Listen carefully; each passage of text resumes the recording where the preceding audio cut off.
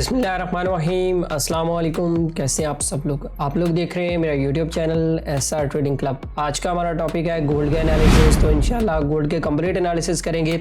जैसा कि आप लोगों को पता है कि कल की डेट के अंदर स्पेशली गोल्ड की मार्केट के अंदर काफ़ी ज़्यादा बुरे तरीके से क्रैश आया है, जिसकी वजह से बहुत सारे लोगों का नुकसान हुआ है। अब इस क्रैश के पीछे आखिरकार रीज़न क्या है? क्या ये सेंट्रल बैंक की तरफ से ये सारी चीज़ें प्लान थी, या डोनाल्ड ट्रंप के ट्वीट की वजह से हुआ, या ये जो चाइना और जो यूएस की तरफ से जो एक ट्रेड वार चली हुई है तो इसकी वजह से हुआ है, या ये प्रॉफिट टेकिंग थी? अभी तक कोई भी चीज़ जो है वो सही तरीके से खुल के सामने नहीं आ रही है, क्योंकि ये मूव इतना अचानक हुआ है कि मैं कहता हूँ कि जो छोटे इन्वेस्टर्स थे ना, जिनके 100, 200, 300, 400, $500 के भी अकाउंट थे ना, तो वो एक सिंगल ट्रेड के अंदर उड़ गए हैं। मैं बहुत सारे लोगों के रात को भी स्क्रीनशॉट देख रहा था। इवन बहुत सारे सोशल मीडिया के ऊपर, जब हम लोग सोशल मीडिया को देखते हैं तो वहाँ पे चीज़ें गर्दिश कर रही होती हैं और वहाँ पे हम लोग देख रहे होते हैं कि मार्केट के अंदर क्या हो रहा है। तो मैं कहता हूँ कि तकरीबन 90% लोग जो है वो वॉश आउट हुए हैं। जिस तरीके से लास्ट टाइम आप लोगों को याद होगा कि क्रिप्टो के अंदर जो चीज़ हुई थी कि BTC के अंदर अचानक एक जो है वो डंप लगा था।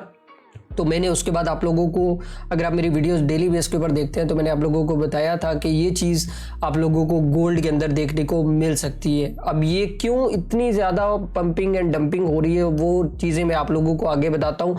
आज का एनालिसिस आप लोगों ने बिल्कुल भी मिस नहीं करना है। देर नहीं करते हैं, सबसे पहले देख लेते हैं फंडामेंटल न्यूज़। और अगर हम फंडामेंटल न्यूज़ के हवाले से बात करें तो मैं सबसे पहले फॉरेक्स फैक्ट्री को ओपन कर लेता हूँ। और फॉरेक्स फैक्ट्री के हवाले से अगर हम लोग बात करें ना यहाँ पे, तो ये है कि वैसे भी आप लोगों को पता है कि यूएस की तरफ से एक शटडाउन है। अच्छा, शटडाउन तो एक तरफ, जो हमारे लिए जो सबसे इम्पोर्टेंट चीज़ चल रही है ना, वो इस टाइम के ऊपर जो चाइना और जो यूएस का जो ट्रेड वॉर चल रहा है, मतलब एक तरीके से हम कहें कि जिसको हम लोग टैरिफ ट्रेड वॉर है, वो इस टाइम के ऊपर सबसे ज़्यादा जो इम्पोर्टेंट है। अब कल की डेट के अंदर अगर हम लोग थोड़ा सा, अगर आप ट्विटर यूज़ करते हैं तो वहाँ पे चीज़ें मैं आप लोगों को स्क्रॉल करके भी दिखाता हूँ। यहाँ पे चीज़ें आती रहती हैं, मतलब आप देखेंगे ना। तो कल की डेट के अंदर मैंने आज के M15 के एनालिसिस के अंदर आप लोगों को एक चीज़ बताई थी कि ट्रंप की तरफ से चाइना के अंदर जो है वो एक स्टेटमेंट गया है कि भाई अगर चाइना ने मेरी बात ना मानी तो मैं उसके ऊपर 55% मज़ीद टैरिफ जो है वो ऐड करूँगा। मतलब कि एक तरीके से 100% तो पहले है, वो 150% हो जाएगा। अब इस चीज़ को लेके अब ये 2 दिन इतने ज़्यादा इंपॉर्टेंट है। अब 2 दिन क्यों इंपॉर्टेंट है? क्योंकि चाइना और जो USA है, उनके दोनों के सदर जो है वो आपस में मुज़ाकरात करने जा रहे हैं टैरिफ को लेके। और स्पेशली जो चीज़ें मतलब कि चल रही थी, एक ट्रेड वॉर चल रहा था, तो उसके ऊपर जितने भी इकोनॉमिस्ट थे उन्होंने कहा नहीं जी, आप बात करें, मुज़ाकरात करें और उसके ऊपर इसका कोई ना कोई हल निकालें। क्योंकि पूरी दुनिया जो है एक तरीके से हमारी स्टॉक मार्केट्स कह ले, इवन ट्रेड मार्केट्स हैं, जैसे हम लोग कोई चीज़ पहनते हैं या महंगाई की शरह है, वो एक तरह से काफ़ी ज़्यादा चीज़ें अगर आप लोग ये एक दूसरे के साथ करते हो तो ये अनबैलेंस हो जाएंगी। तो वो दोनों खैर एग्रीड तो हुए, उन लोगों ने बात भी की। इवन उन्होंने ये भी कहा कि यूक्रेन और जो रशिया वाला मामला है, इसको भी हम लोग जो है वो पीस की तरफ लेके जाने चाह रहे हैं। जैसे इन्होंने फ़लस्तीन और जो इसराइल का मामला था उसके ऊपर जो है वो सीज़ फायर किया, तो इस तरीके से वो कह रहे हैं कि भाई हम लोग इसके ऊपर भी करते हैं। अगर तो ये चीज़ें इस तरीके से होती हैं तो मेरे ख्याल में अगर मुज़ाकरात हो जाते हैं तो गोल्ड की प्राइसेस आप लोगों को मज़ीद डाउन साइड पे देखने को मिल सकती हैं। क्यों?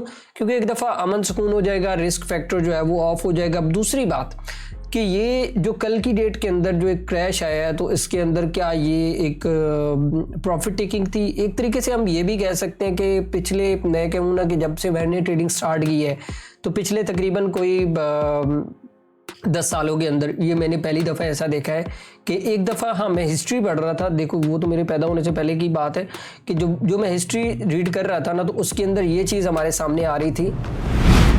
अच्छा, जो हिस्ट्री में जो चीज़ें आ रही थी ना, वो तो ये थी कि 1979 के अंदर ना, तो गोल्ड की मार्केट तकरीबन 7 to 8 मंथ के अंदर जो है वो आप लोगों की मतलब कि काफ़ी ज़्यादा बूम में गई। फिर उसके बाद मतलब कि अचानक से क्रैश आया, जिसकी वजह से तकरीबन उस टाइम के ऊपर भी वो तकरीबन कोई 2500 से 3000 पिप्स का क्रैश था। तो उसको अभी इसके साथ कंपेयर किया जा रहा है।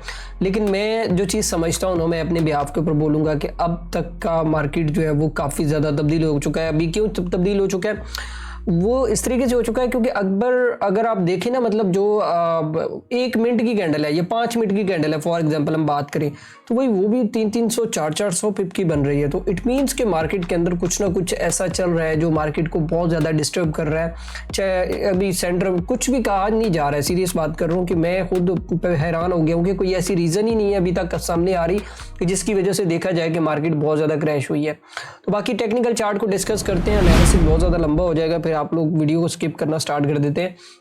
अच्छा, ये H4 का एनालिसिस है और आज मैं ट्रेडिंग व्यू के ऊपर आप लोगों को एनालिसिस नहीं दूंगा, बल्कि मैं प्रॉपर एक प्लान के साथ आप लोगों को एक चीज़ बताऊंगा। क्योंकि ये जो मूव हुआ है ना हमारे पास, ये वाला जो मूव, अगर हम लोग बात करें, ये वाला जो मूव हुआ है, ये तकरीबन 2 से 3,000 पिप का मूव है, ठीक है। अब इसको समझाने के लिए आपको प्रॉपर एक प्लानिंग करनी पड़ती है, प्लानिंग के साथ आपको एक एनालिसिस बनाना पड़ता है और उसके बाद आप लोगों को बताना पड़ता है कि भाई आप लोगों ने करना क्या एक्चुअली। अभी तक के लिए जो हमारे पास जो सबसे इंपॉर्टेंट लेवल रहेगा ना, वो ये वाला लेवल रहेगा जो मैंने अभी मार्क किया हुआ है यहाँ पे।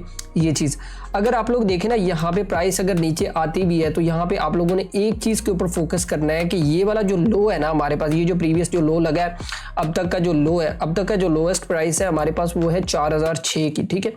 तो प्राइस ने ये वाला जो लो लगाया, अब जब तक प्राइस ये वाला लो नहीं तोड़ती है तब तक गोल्ड की प्राइसेस के चांसेस नहीं है कि नीचे आएगी। हाँ, एक चीज़ और भी है कि अगर प्राइस ये वाला लो तोड़ती है तो कहाँ तक आ सकती है, तो वो भी मैं आप लोगों को बता देता हूँ कि वो जो हमारे पास जो लेवल निकल के आ रहा है, वो हमारे पास निकल के आ रहा है 39 का लेवल, ठीक है। तो प्राइस अगर इस लो को तोड़ती है जो इसने प्रीवियस लो लगाया है, वैसे तो बहुत कम चांसेस है, जिस तरीके से मार्केट का मूवमेंट चल रहा है, तो मे भी पॉसिबल है कि आज की डेट में रिकवरी स्टार्ट हो जाएगी। वो मैं आपको H1 के अंदर बताऊंगा, वो एनालिसिस आप लोगों ने बिल्कुल मिस नहीं करना है। अच्छा, यहाँ पे अगर प्राइस दोबारा से नीचे आती है, नीचे आने के बाद इसके नीचे लो तोड़ती है, लो तोड़ने के बाद यहाँ पे मार्केट के अंदर एक स्पाइक लगती है, जैसे आपके पास ये वाली कैंडल की स्पाइक लगी है। ये बात मेरी याद रखिएगा कि ये चीज़ हो सकती है, इधर भी हो सकती है और किसी भी टाइम हो सकती है, अब इसके ऊपर भरोसा नहीं कर सकते हैं। तो अगर तो यहाँ पे 39 के ऊपर यहाँ पे कोई विक लगता है तो फिर चांसेस है कि, लेकिन बाइंग कहाँ से स्टार्ट होगी फिर वो आप लोगों ने समझना है। विक यहाँ पे लगे और जो कैंडल की क्लोजिंग है वो कम से कम, जो मैं कहता हूं कि यार वो इस लेवल के ऊपर होनी चाहिए, 4046 के ऊपर होनी चाहिए और कम से कम भी 600 से 700 पिप का कैंडल एक बनना चाहिए पिन बार टाइप। तो फिर आप लोगों के पास यहां से इस लेवल से प्रॉपर जो है वो बाइंग स्टार्ट हो सकती है। एक तो सिनेरियो ये है, ठीक है, जो आप लोगों ने करना है। अब दूसरा सिनेरियो ये है कि जहां पे कैंडल खड़ी है, अगर कैंडल यहाँ पे क्लोज हो जाती है, अब आपके पास क्लियर बाइंग कहाँ से स्टार्ट होगी। ये वाला जो हमारे पास ये जो पैटर्न बना है ना, ये वाला जो पैटर्न अभी तक का जो करंट पैटर्न है, मैं एक दफ़ा इसको डिलीट कर देता हूँ कि ये वाला जो करंट पैटर्न है ना, ये वाला जो आप लोगों ने इसको मार्क कर लेना है। ये वाला हाई, ये क्लोजिंग हाई की बात कर रहा हूँ, ये वाला हाई आप लोगों ने मार्क कर लेना है, ठीक है, ये क्लोजिंग हाई है, ठीक है, और ये वाला लो आपने मार्क कर लेना है। इस कैंडल है, ये जो लेवल है, ठीक है। अब ये दो आपके पास ऐसे जोन आ गए हैं कि जो डिसाइड करके बताएंगे कि आप लोगों ने बाय कैसे करना है और सेल कैसे करना है। हमारे पास जो क्लियर बाइंग स्टार्ट होगी ना, वो ये होगी कि कैंडल ऊपर जाए, ऊपर जाने के बाद यहाँ पे इसके ऊपर क्लोजिंग करे और यहाँ पे कैंडल सस्टेन करे इस एरिया के अंदर। यहाँ पे अगर हमें सुबह की डेट के अंदर सस्टेन मिल जाता है तो फिर चांसेस हैं कि गोल्ड की प्राइसेस जो है वो सुबह की डेट के अंदर यहाँ से आप लोगों को बाइंग साइड पे नज़र आ सकती है। वरना जो मैं जो चीज़ देख रहा हूँ, जो मेरी पर्सनली ओपिनियन है, जो मैं अभी तक जो मेरा एनालिसिस कह रहा है, वो यही कह रहा है कि ये एक और डिप लगा सकता है नीचे की तरफ यहाँ तक के लिए। तो आप लोगों ने बड़ा केयरफुल होकर ट्रेड करना है। बाकी मैं ना आपको छोटे टाइम फ्रेम के अंदर समझाता हूँ कि H1 के अंदर हम लोगों ने करना क्या है। अगर आप लोग देखें ना यहाँ पे, तो मैंने एक प्रॉपर पूरा प्लान बना के रखा हुआ है कि भाई मुझे ट्रेड करना किस तरीके से आज की डेट के अंदर। वैसे पर्सनली तौर पे अगर मेरे से राय मांगे ना, तो मैं तो भाई इस मार्केट में अभी इंटर नहीं हूँ, ठीक है। क्यों? क्योंकि कल मेरे खुद के तकरीबन ऑलमोस्ट कोई 3 से 4 स्टॉप लॉस हुए हैं। क्योंकि एक चीज़ अगर आप लोग भी नोटिस करें कि ये जो मूव हो रहे हैं ना, ये वाले जो मूव अगर आप लोग देखें यहाँ पे, ये जो मूव हुआ है अचानक से, ठीक है। अब अगर हम लोग एक सिंगल कैंडल भी अगर उठा के देखें ना, जैसे फॉर एग्जाम्पल जो H1 की कैंडल है, ठीक है, मैं इसका मेजरमेंट अगर करता हूँ ना H1 की कैंडल का, यहाँ पे जैसे ये हमारे पास एक मॉर्निंग स्टार बना, ठीक है, अगर इसकी एक कैंडल की मेजरमेंट करें तो ये तकरीबन 600 पिप की कैंडल बन रही है। मुझे एक चीज बताएं, क्या 600 पिप जो है वो पहले मार्केट के अंदर कभी इस तरह का मूव आप लोगों ने देखा है एक सिंगल कैंडल के अंदर? कभी आप लोगों ने 1 मिनट की कैंडल के अंदर $10 $20 का मूव देखा है? नहीं, मैंने भी नहीं देखा है, ठीक है, मैंने भी फर्स्ट टाइम देखा है। तो ये चीज़ आप लोगों को समझनी है कि मार्केट के अंदर कुछ भी ऐसा चल रहा है जो मार्केट को मतलब बहुत ज़्यादा डिस्टर्ब कर रहा है। जैसे ये, अब ये नहीं कि प्राइस, अगर वो तो एक रिदम था कि यार प्राइस ट्रेंड के साथ चल रही थी, प्रॉपर एक रिट्रेसमेंट लेके चल रही थी, जिसमें हमारे पास H4 की रिट्रेसमेंट हमें समझ आ रही थी कि भाई हम लोग उसकी रिट्रेसमेंट के ऊपर बाइंग सेलिंग कर रहे थे। लेकिन अभी हमारे साथ क्या होने जा रहा है, अभी मैं आप लोगों को यहाँ पे एक और चीज़ भी चेक करवा के बताता हूँ कि मार्केट के अंदर एक बेरिश ट्रेंड की भी निशानदेही है। वो क्या है कि यहाँ पे अगर हमारे पास ये जो प्रीवियस लो है, इस लो से लेके इस हाई तक अगर हम लोग फेवो प्लॉट करते हैं ना, तो ये देखिए प्राइस जो है वो 50-61 से ऊपर जा ही नहीं रहा है। यहाँ से अगर आप लोग देखें ना, प्राइस अगर यहाँ पे एक दफ़ा प्राइस यहाँ पे ऊपर गया है, ठीक है, अब आप लोगों ने यहाँ पे एक चीज़ समझनी है, प्राइस ये वाले हाई से, मतलब ये वाला जो प्रीवियस लो है, ये जो लो है, इस हाई तक आप लोगों ने अपनी फेवो को प्लॉट कर लेना है। अब हमारे पास क्लियर बाइंग कहाँ से स्टार्ट होगी वो मैं आप लोगों को बता देता हूँ कि ये जो हमारे पास जो 50-61 का लेवल है ना, ये वाला जो लेवल मैंने अगर आप ये वाला बताया, ठीक है, जब तक मार्केट इसके ऊपर क्लोजिंग नहीं दे देती है तब तक कोई बाइंग नहीं है, तब तक मार्केट जो है वो सेलिंग है हमारी नज़रों के अंदर। और कहाँ तक सेलिंग है, मैंने वो लेवल H4 के अंदर आप लोगों को बताया है कि ये वाला जो लेवल है ना, मेरे लिए जो सबसे बेस्ट लेवल रहेगा, मैं जो पर्सनली तौर पे देख रहा हूँ वो 39 का लेवल है। तो यहाँ तक आए, फिर उसके बाद इसमें देखेंगे क्या करना है। लेकिन मुझे अगर क्लियर बाइंग देखनी है तो मुझे यहाँ पे देखना है इस एरिया के अंदर कि प्राइस जो है वो यहाँ से रिजेक्ट हो, जैसे ये वाला इसने पैटर्न बनाया है, यहाँ से रिजेक्ट हो, इसके ऊपर जाए, यहाँ पे ऊपर जाने के बाद यहाँ पे प्राइस जो है वो इस एरिया के अंदर 50-61 के दरमियान जो है वो एक रेंज क्रिएट करे, और रेंज क्रिएट करने के बाद प्राइस जो है वो यहाँ से निकले, तो फिर मैं समझूंगा कि भाई हाँ, मेरे पास एक क्लियर बाइंग जो है वो स्टार्ट हो सकती है और वो भी यहाँ तक लेके जा सकती है। लेकिन अभी के लिए जो मार्केट पोजीशंस बता रही हैं, जो मार्केट के अंदर जो एनालिसिस बता रहे हैं, तो वो यही बता रहे हैं कि प्राइस जो है वो आप लोगों की डिप लगा सकती है। कहाँ से, तो यहाँ से लेके यहाँ से हम लोग इस एरिया से जो है वो बाय देख सकते हैं। लेकिन मिड में एंटर मत होइएगा, एक बात याद रखिएगा, इसको जाना बाई है, ये नहीं कि ये बाई नहीं है, ये जाएगा बाई। लेकिन ये अभी जो कर रहा है ना, ये जो पिछले 3-4 नहीं बल्कि मैं कहता हूँ कि 10-12 हफ्तों से ये जो चल रहा है ना प्रीवियसली, तो मार्केट को अगर आप लोग देखें तो ये इसकी करेक्शन है, ये कोई रिसेशन नहीं है, ये कोई डाउनफॉल नहीं है, ये सिर्फ एक करेक्शन है जो मार्केट अपनी कर रही है, जो अपने डेली के लेवल्स को जो है वो अपना कर रहे हैं, तो टैप कर रहे हैं। उसको टैप करने के बाद प्राइसेस आप लोगों को मे भी पॉसिबल है कि 5000 तक देखने को मिल सकती है। तो ये एनालिसिस आप लोगों ने समझ लेना है। लेकिन मैं आप लोगों को यहाँ पे आज कोई ट्रेड नहीं बता रहा हूँ, ये बात मेरी याद रखिएगा। मैं पर्सनली भी ट्रेड नहीं कर रहा हूँ, और मैं आप लोगों को वार्न कर रहा हूँ कि ये जो छोटे अकाउंट्स वाले हैं, जिन लोगों के 100, 200, 300 डॉलर के अकाउंट्स हैं, वो इस तरह की मूवमेंट से दूर रहें। इवन मैं कहूँगा जिनके हज़ारों डॉलर के भी अकाउंट्स हैं, वो इस तरह की मूवमेंट से दूर रहें, क्योंकि ये जो मार्केट के अंदर हो रहा है ये बहुत डिफिकल्ट है। और यहाँ के मतलब डिफिकल्ट क्या है, मैं आप लोगों को सिंपल सी बात बताता हूँ। देखो, एक ट्रेड सेटअप होता है जहाँ पे आप लोगों ने ट्रेड लेना होता है, तो वहाँ पे आप लोगों ने एक स्टॉप लॉस एडजस्ट करना होता है टेक्निकली। अब वो लेवल के ऊपर मतलब मार्केट इतना ज़्यादा वॉलेटाइल हो रहा है कि जो स्टॉप लॉस एडजस्टमेंट आ रही है वो कम से कम भी 300 से 400 पिप की आ रही है। अब जिस बंदे का अकाउंट ही $100 का, $200 का, तो भाई वो कहाँ पे स्टॉप लॉस रखेगा, मुझे ये बताएं। मतलब कहाँ पे वो चीज़ों को एडजस्ट करेगा, ये आप लोगों से मेरा एक क्वेश्चन है। देखो, मार्केट खुद बता रहा होता है कि भाई मैं ठीक नहीं हूँ, मेरे अंदर आप मतलब अभी मत आए। जो लोग एक्सपीरियंस रखते हैं ना, तो वो तो इन चीज़ों को समझते हैं कि यार मार्केट के हालात ठीक नहीं है, रेस्ट करो, चिल करो भाई, इतना मतलब कि मार्केट से आप लोगों ने कमाया है या दिया है, जो भी किया है, व्हाटएवर, ठीक है। लेकिन अभी मार्केट जो है वो आपके फेवर में नहीं है। हाँ, बहुत सारे लोगों ने यहाँ पे पैसा भी बनाया, ये नहीं कि पैसा नहीं बनाया। वो किस तरीके से बनाया है कि जिन लोगों को एक्सपीरियंस है, जिन लोगों को पता है कि यार ये देखें, फॉर एग्जांपल हम लोग अगर बात करें ना, तो यहाँ पे एक क्लियर पैटर्न भी दिया उसने। अगर आप लोग देखें, गिरने से पहले एक इंडिकेशन दी है, यहाँ पे एक डबल टॉप दिया है। डबल टॉप के बाद प्राइस जो है वो यहाँ से ये नीचे आ गई, यहाँ तक के लिए मतलब यहाँ तक आई है, तो तकरीबन को 3000 पे। अभी जो मेन चीज़ है कि जो स्ट्रक्चर है ना, स्ट्रक्चर की अगर हम लोग बात करें, तो वही चीज़ मैं आप लोगों को समझा रहा था कि ये जो चीज़ है ना, तो यहाँ से प्राइसेस जो है वो आप लोगों की सस्टेन कर सकती है। लेकिन यहाँ पे कुछ नहीं है जो मिड के अंदर जो खड़ा हुआ है। वैसे ये एक स्ट्रॉन्ग सपोर्ट एरिया है, यहाँ पे अगर हम लोग देखें ना, ये जो हमारे पास ये जो लेवल है, ये एक तरह का स्ट्रॉन्ग सपोर्ट एरिया है, लेकिन ये इतना स्ट्रॉन्ग नहीं है। क्यों? अगर ये इतना स्ट्रॉन्ग होता तो प्राइस जो है वो बार बार इसको वीक आउट ना करती, मतलब कि यहाँ पे इसने वीक किया, यहाँ पे ऐसे लैंडिंग की, दोबारा इसके नीचे क्लोजिंग करके फिर दोबारा ब्रेक इन कर दिया, तो इट मीन्स कि इस गैप से चांसेस हैं कि ये जो पूरा का पूरा गैप है ये किसी भी टाइम के ऊपर फिल हो सकता है और यहाँ से प्राइसेस आप लोगों को बूम करती हुई नजर आ सकती है। लेकिन जो चीज़ मैंने आप लोगों को बताई है ना, ये जो फेबो की जो टेक्निक मैंने बताई है कि बाइंग कैसे करनी है, सेलिंग कैसे करनी है, तो भाई वो चीज़ आप लोगों ने अपने दिमाग में बिठा के रखनी है कि जब तक 50-61 के ऊपर मार्केट का ट्रेंड चेंज नहीं हो जाता, ठीक है, मैं तो बल्कि यही कहूंगा कि 38.2 तक जब तक मार्केट ऊपर नहीं चला जाता तब तक क्लियर बाइंग मत कीजिएगा इसके अंदर।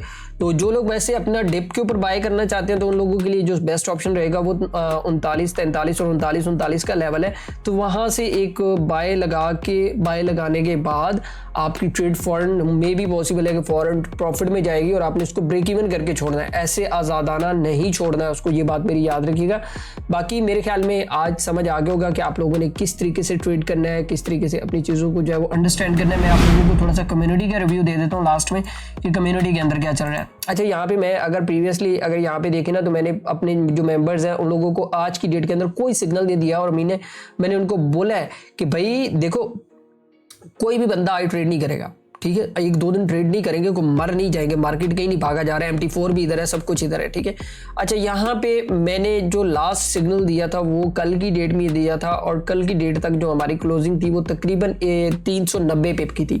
390 पिप के बाद मतलब कल की डेट के अंदर अगर आप लोग देखें ना, एक ये मैंने सिग्नल दिया, ठीक है, इस सिग्नल का अल्हम्दुलिल्लाह हम लोगों ने तकरीबन कोई 180 पिप बनाया। दूसरा मैंने सिग्नल ये दिया, इससे तकरीबन हम लोगों ने तकरीबन जो 110 पिप बनाया। एक सिग्नल मैंने ये करेंसी का दिया ताकि आप लोग जो है वो चीज़ों को जो है वो अंडरस्टैंड करें। फिर मैंने उसके बाद प्रॉपर बताया कि भाई ये आज की डेट के अंदर कोई, आज और कल की डेट के अंदर कोई ट्रेड नहीं है, ठीक है। मे भी पॉसिबल है कि कल की डेट के अंदर भी मेरे ग्रुप के अंदर कोई ट्रेड ना आए, क्यों?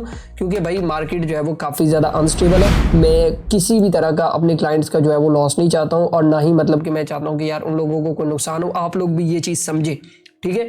ट्रेडिंग ना करना भी एक ट्रेड होता है कि जब आपको ट्रेड मिल रही होती है, जब आपको चीज़ें मिल रही होती है। अब देखो वॉलेटिलिटी तो है, ये चीज़ हम लोग भी मानते हैं, यहाँ पे वॉलेटिलिटी है, लेकिन यहाँ पे ट्रेड नहीं है। छोटे अकाउंट्स वालों के लिए कोई ट्रेड नहीं है। प्लीज़ मेरी आप लोगों से रिक्वेस्ट है, आप लोग इस चीज़ से दूर रहें। फिलहाल कहीं घूमने चले जाएं यार, कहीं मतलब कि अपनी फैमिली को टाइम दें, कहीं और मतलब शिफ्ट, मतलब इस चार्ट से फिलहाल आप लोग दूर रहें। मेरा ये आप लोगों से एक रिक्वेस्ट है, ये कहीं नहीं जाने वाली है, हम लोगों ने गुजर जाना है, ये इधर की इधर ही रहेगी, ठीक है। मतलब फॉर एग्जांपल यार आप लोग इस चीज़ को मतलब वो काफ़ी नीचे कमेंट्स भी आ रहे होते हैं मेरे सोशल मीडिया के ऊपर कि सर आप इतनी एग्रेसिव स्पीच कर रहे होते हैं। देखो बात पता है क्या कि चीज़ों को एक्सपीरियंस के ऊपर मैं आप लोगों को बता रहा हूँ। तो मार्केट कहीं नहीं जा रहा है, अगर आप इसमें रहे ना तो आप कहीं ना कहीं जरूर निकल जाएंगे। अभी देखें ना मार्केट के अंदर अगर आप लोग देखें तो ये एक सिंगल कैंडल में आप लोगों को यहाँ पे चेक करवाऊँ ना, तो ये अगर आप देखें ना यहाँ पे, तो ये 1 घंटे की कैंडल यार 457 पिप, कभी पूरा दिन लग जाता था यार। कभी NFP आती थी उसके ऊपर 457 पिप की मूव हुआ करती थी, 500 पिप की मूव हुआ करती थी। अब ये नॉर्मली हो रही है। जिस बंदे का अकाउंट $100 का है वो तो बेचारा गया। मैं तो कहता हूँ कि वो उसके पल्ले कख भी नहीं रहा होगा यार, ठीक है। उसके तो वैसे ही मतलब वो कहते हैं कि वो जो छापर उड़ रहे होते हैं वो उड़ गए होंगे अब तक। ऐसे अकाउंट उड़े हैं कल की डेट के अंदर। आप लोग तो चीज़ों को नोटिस नहीं करते हैं, लेकिन मैं नोटिस करता हूँ इन चीज़ों के ऊपर। बाकी मेरे ख्याल में आज का एनालिसिस आप लोगों को समझ आ गया होगा। वीडियो थोड़ी लंबी हो गई, बट प्लीज़ जो मैंने बताया उसके ऊपर थोड़ा सा आप अमल भी कीजिएगा। बाकी इंशाल्लाह मिलते हैं नेक्स्ट वीडियो के अंदर। दुआ में याद रखिएगा। अल्लाह हाफिज़।